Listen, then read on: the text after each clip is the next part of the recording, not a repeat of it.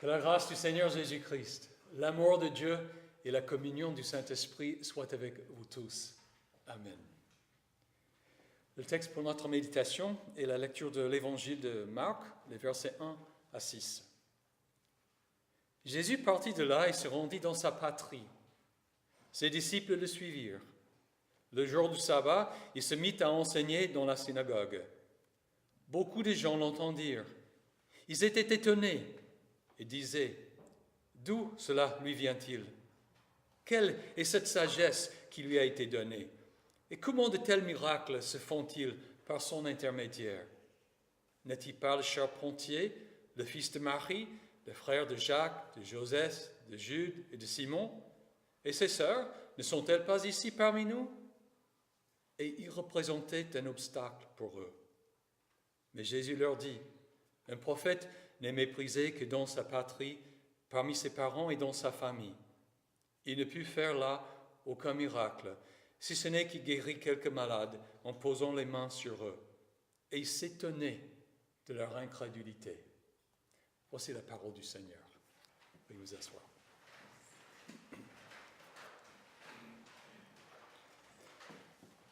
Si vous entrez dans un supermarché et que vous apercevez une personne en train de distribuer des échantillons d'un aliment ou d'une boisson, est-ce que vous vous précipitez vers la personne pour goûter le produit? Ou est-ce que vous vous gardez de croiser son regard et cherchez à la contourner en espérant qu'elle ne vous repère pas? Si toutefois la personne vous voit et vous offre un échantillon, l'acceptez-vous avec plaisir ou le refusez-vous? Mettez-vous à la place de la personne qui offre ces échantillons. Admettons que vous distribuez des échantillons d'une succulente pizza ou d'un bon vin. Ne seriez-vous pas un peu étonné si les gens refusaient de les goûter? Pourquoi refuser ce qui est vraiment gratuit, sans condition? De la même façon, Jésus s'étonne lorsque les gens le rejettent et refusent ce qu'il leur offre. Il nous offre ce dont nous avons le plus grand besoin, la réconciliation avec Dieu, et ce que nous voulons le plus, la vie éternelle. Et pour des raisons incompréhensibles, beaucoup de gens rejettent son offre. Ce que nous devrions recevoir avec avidité, à bras ouverts, nous le rejetons comme si nous avions été offensés, alors que nous devrions nous étonner du don de Dieu. C'est Jésus qui s'étonne de notre incrédulité. On peut avoir de bonnes raisons pour refuser un échantillon alimentaire. Vous suivez un régime, vous avez des allergies, vous savez déjà que vous le détestez, que sais-je encore. Mais pourquoi refuserait-on Jésus? Les gens de Nazareth l'ont refusé parce qu'ils le connaissaient. Jésus se prenait pour qui? Il n'était pas le genre de personne de qui on attendait la sagesse et des miracles. Dans le cas de ces gens, le dicton était vrai. Un prophète n'est méprisé que dans sa patrie, parmi ses parents et dans sa famille. Autrement dit, plus on est habitué à quelqu'un, moins on l'apprécie. Néanmoins, les gens de Nazareth reconnaissaient que Jésus faisait des choses extraordinaires. Quelle est cette sagesse qui lui a été donnée? Et comment de tels miracles se font-ils par son intermédiaire? Comme il est bizarre que ces gens entendent et voient les paroles et les actions de Jésus, mais sont contrariés parce qu'ils ne peuvent pas les expliquer. Pourquoi Jésus devait-il représenter un obstacle pour ces gens? Était-il jaloux? Quelle que soit la raison, ils se sont vexés. En fait, Marc dit qu'ils ont été scandalisés. Le fait que Jésus annonçait la bonne nouvelle et faisait des miracles les blessait. Ces gens rejetaient l'idée que Jésus soit enseignant ou prophète. En aucune façon, ils ne pouvaient croire qu'il soit le Messie. Leur mépris pour ce garçon du pays qu'ils connaissaient les a emmenés au rejet et à l'incrédulité à son sujet. La même chose se produit aujourd'hui. Certains, tout simplement, n'aiment pas Jésus. Ils soulèvent des objections similaires. Comment cet homme a-t-il fait de véritables miracles? Et comment est-il ressuscité des morts? Il n'y a pas de miracle, et les morts ne ressuscitent pas. Comment a-t-il pu être le Fils de Dieu? Il n'y a pas de Dieu. Ce n'est qu'une superstition primitive, une façon vétuste d'expliquer l'univers et son fonctionnement. Nous le savons mieux maintenant. Toutefois, malgré toutes nos prétentions, personne ne peut expliquer l'univers ou la vie. Nous avons de belles théories que nous prenons pour des faits, mais nous ne pouvons ni prouver ni reproduire quoi que ce soit. Du coup, rejeter Jésus avec confiance est une chose étonnante, une incrédulité étonnante. Il y a une autre chose étonnante, très semblable à ce qu'ont fait les gens de Nazareth. Même dans l'Église, plus on est habitué à quelque chose, moins on l'apprécie. Ce n'est pas que nous n'apprécions pas Jésus, mais souvent nous ne sommes pas très chauds envers sa façon d'agir. Nous nous fatiguons de l'ordinaire. Lecture et étude de la Bible, prédication, cantique, la Sainte Seine. Nous avons fait tout cela. N'y a-t-il plus que ça? Nous adorons ce qui est nouveau et qui fait sensation. Nous avons envie d'un événement excitant ou d'une personne qui donnera un nouvel élan à notre foi. Nous regardons en dehors de Jésus et de sa parole vers d'autres formes de spiritualité. Nous flirtons avec la spiritualité du Nouvel Âge, avec le mysticisme oriental ou avec l'islam. Quelque chose d'exotique, quoi. Cela nous paraît plus puissant, du moins pour un temps. Ou peut-être que nous voudrions remonter à l'époque de Moïse, des coups de tonnerre, des éclairs, des tremblements de terre, des fléaux, la division de la mer, la terre qui s'ouvre pour engloutir les rebelles, la guerre sainte. Ça, c'était sensationnel. Jésus, lui, est par comparaison un peu envieux. Ce n'est pas pour rien que Paul a écrit à Timothée cette recommandation. Je t'en supplie, devant Dieu et devant Jésus-Christ, qui doit juger les vivants et les morts au moment de sa venue et de son règne, prêche la parole, insiste en toute occasion, qu'elle soit favorable ou non, réfute, reprend et encourage.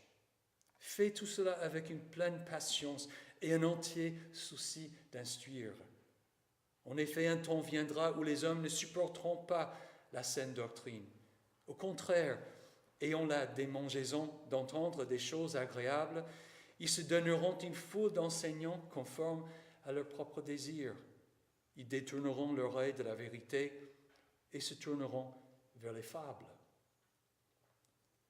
Quelle différence entre cette attitude ou l'incrédulité des gens de Nazareth et l'attitude d'autres personnes que Jésus a rencontrées.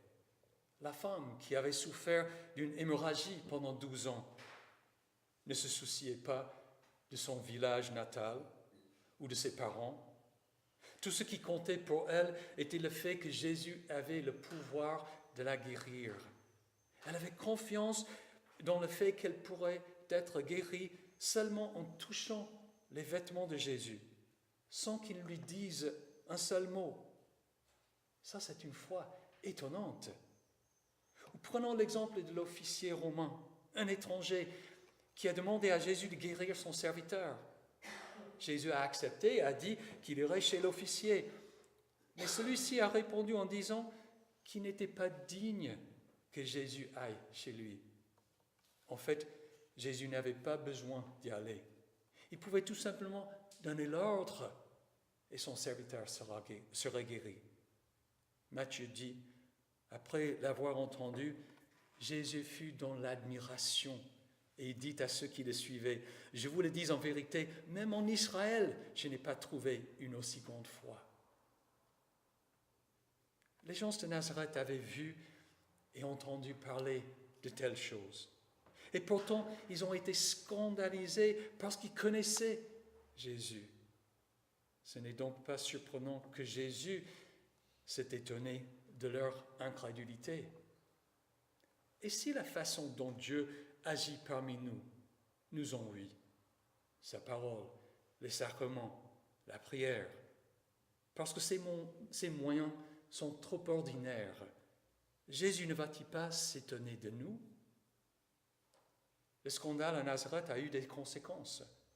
Il ne put faire là aucun miracle, si ce n'est qu'il guérit quelques malades en posant les mains sur eux. Et il s'étonnait de leur incrédulité.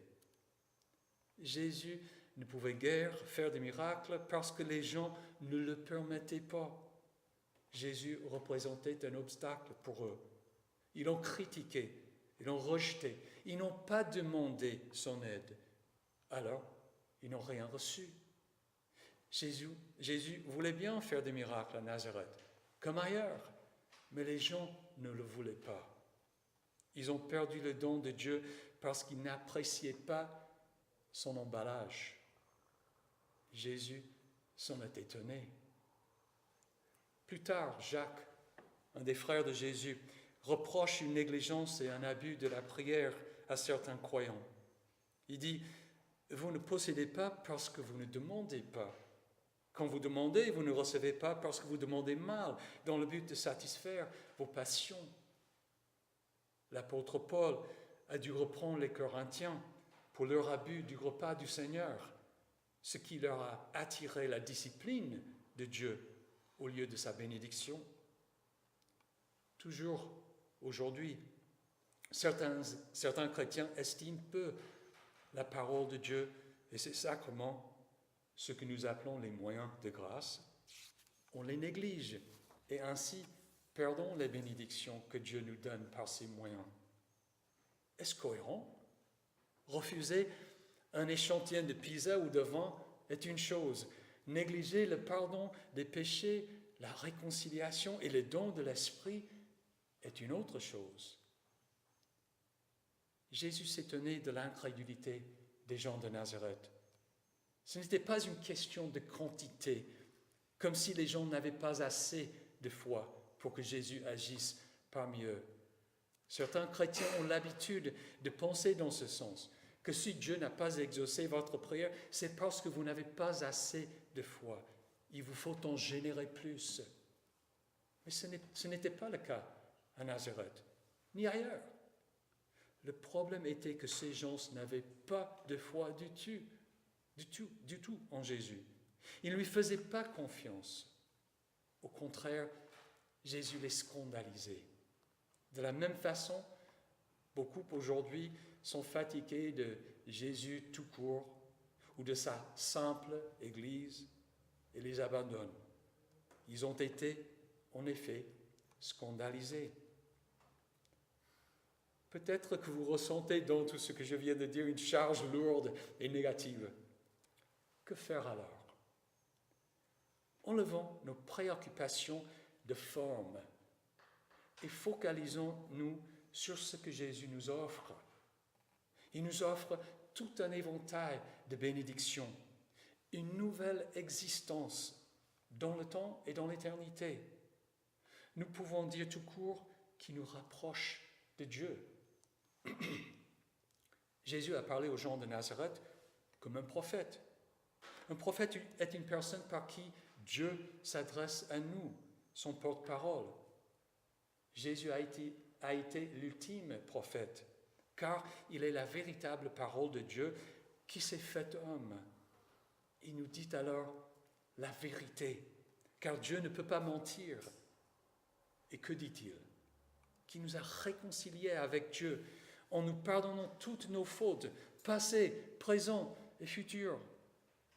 Unis à Jésus par la foi, nous sommes agréables à Dieu. C'est pourquoi Jésus nous a préparé une place auprès de Dieu, dans la maison de Dieu. Il veut que nous soyons avec lui. Là, nous serons déliés de toutes les limites, de toutes les souffrances et contraintes d'un corps mortel qui tombe malade, qui s'use et qui finit par mourir.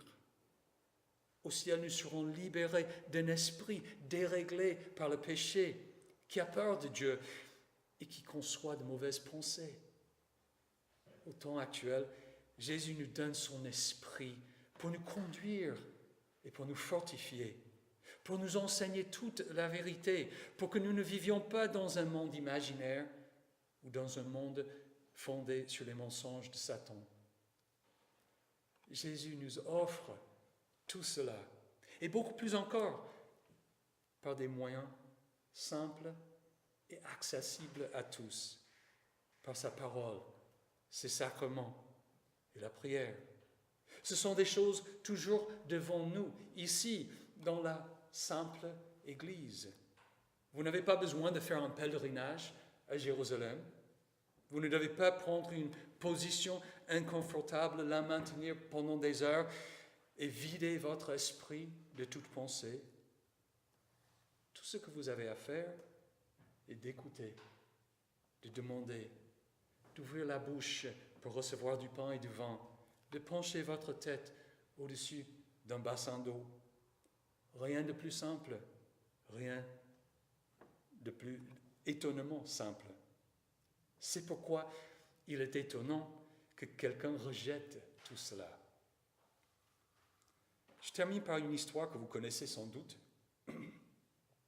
Une fois au printemps, le fleuve Mississippi a débordé et les crues ont commencé à engloutir la ferme d'un homme. Bientôt, les crues ont inondé la seule route d'accès à sa maison. Au bout d'un moment, un lourd transport militaire monte la route pour sauver le fermier.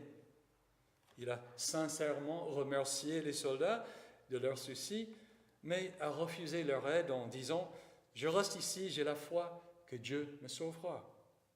Au fur et à mesure que la journée avançait, l'eau arrivait au-dessus du porche et montait de plus d'1 mètre dans le rez-de-chaussée de l'ancienne ferme. Le fermier s'est donc retiré à l'étage. Bientôt, un bateau est venu pour le sauver.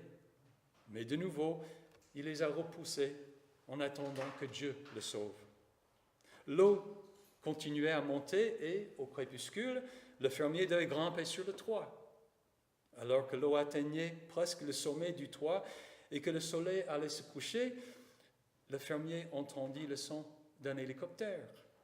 L'armée était revenue une fois de plus. Ils ont fait descendre un harnais pour soulever le fermier de son toit, mais il leur a fait signe de partir. Cette nuit-là, il s'est noyé. Quelques instants plus tard, surpris et confus, il s'est retrouvé au paradis face à Dieu et lui a demandé « Que s'est-il passé? Pourquoi ne m'as-tu pas sauvé ?» Et Dieu a répondu « À quoi t'attendais-tu? J'ai envoyé un camion, un bateau et un hélicoptère pour toi. Que voulais-tu de plus? Tu as envoyé son Fils pour nous. Il nous a donné sa parole et ses sacrements. Que voulons-nous de plus? Du coup, ayez pour but d'étonner Dieu, pas d'incrédulité, mais de confiance en Christ et du bon usage de ses moyens de grâce. Amen. Que la paix de Dieu, qui dépasse tout ce que l'on peut comprendre, garde votre cœur et vos pensées en Jésus-Christ pour la vie éternelle. Amen.